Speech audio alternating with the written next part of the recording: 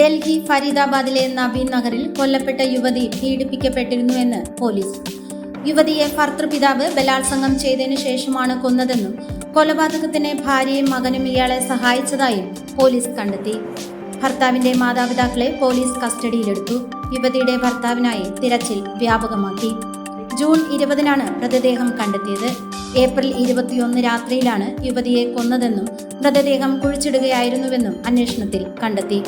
April 20-ന് ഭാര്യാപിതാവായ Bhup Singh വീട്ടിലെ മലിനജലം ഒഴുക്കിവിടുന്നതിനായി വീടിന് മുന്നിൽ കുഴിച്ചിരുന്നുവെന്ന് പ്രദേശവാസികൾ പറഞ്ഞു.